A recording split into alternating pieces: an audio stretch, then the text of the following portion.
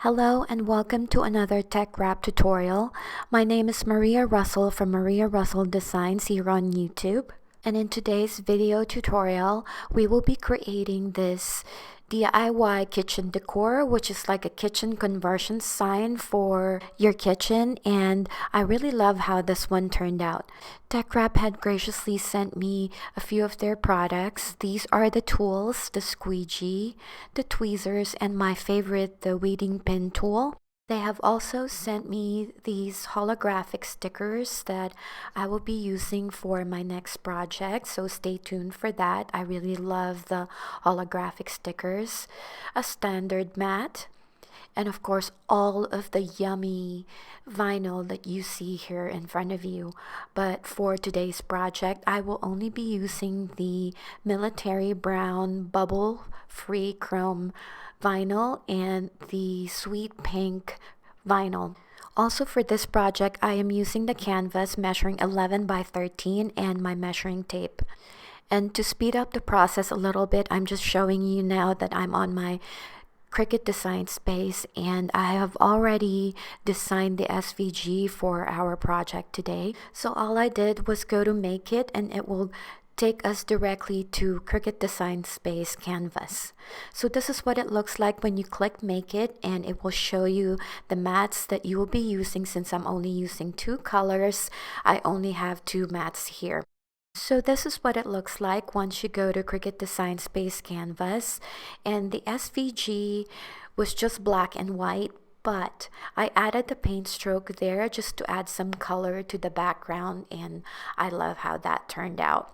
And as soon as you click Make It, now we are ready to cut our designs. I am using the bubble-free chrome vinyl here called Military Brown, and I'm just using my brayer to adhere the vinyl properly to the standard mat. And I will be using the tweezers so that I can remove the protective covering. Ignore the bubbles on the vinyl because even though it has bubbles a little bit, it actually cut perfectly. This is the second cut, and I made a mistake here. I'm not sure if you can tell, but I did not remove the protective covering.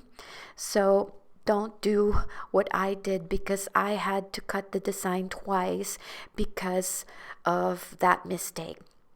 So now I'm just showing you that I'm removing the vinyl slowly from the mat, and I use the pin weeding tool, which is really my favorite. I really love this compared to the Cricut weeding tool because it just lifts the vinyl so nicely when you use that weeding tool. So now I'm just slowly removing the vinyl, so we're trying to weed it out, and I love this process actually because this is so relaxing, and just using the pin weeding tool, and I turn on some music in the background, and I just slowly remove the vinyl from the mat. And this is another tip right here. When you're removing it slowly, try to kind of fold the vinyl so that it doesn't take the letters out, especially since there's so many letters in this design. You have to really take your time removing all of the pieces. And so I use the pin weeding tool and also the tweezers because they just work well together, and that's what I did just to remove all of the vinyl from this mat. I purposely did not speed up this process because I wanted you guys to see how easy it is to weed the vinyl using the pin weeding tool. And I do love watching other creators take their time to weed out this process. And here's what it looks like once it's all weeded out. As you can see, it wasn't an issue because of these tools, so they are definitely must-haves. And now I'm just going to adhere the kitchen conversions title back onto the mat, and then we will be using some transfer tape to transfer the design. I am using my squeegee tool here to adhere the vinyl to the transfer tape, and sometimes you have to just do it really slowly like what I'm doing here. I'm just using the squeegee tool and lifting the vinyl from the mat, and if it doesn't lift right away, all you have to do is just use the squeegee tool again, and then it would lift all of it from your mat.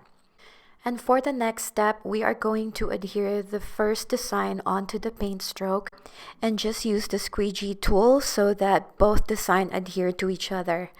And now I'm ready to transfer the design onto the canvas. Looking back now, I should have used heat transfer vinyl instead of regular vinyl because it was so hard to adhere this design onto the canvas, because I think the canvas was not made for just regular vinyl.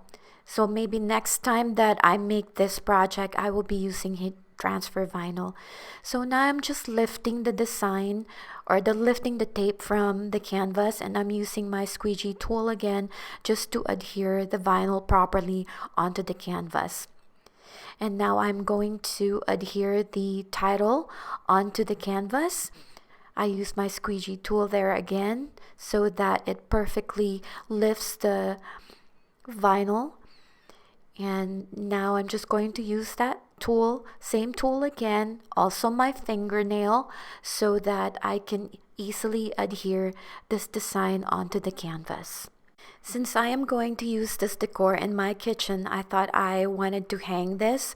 So I'm just using some jute twine here and some wooden beads to create that loop. And then I'm going to attach that onto the back of the canvas using my staple gun.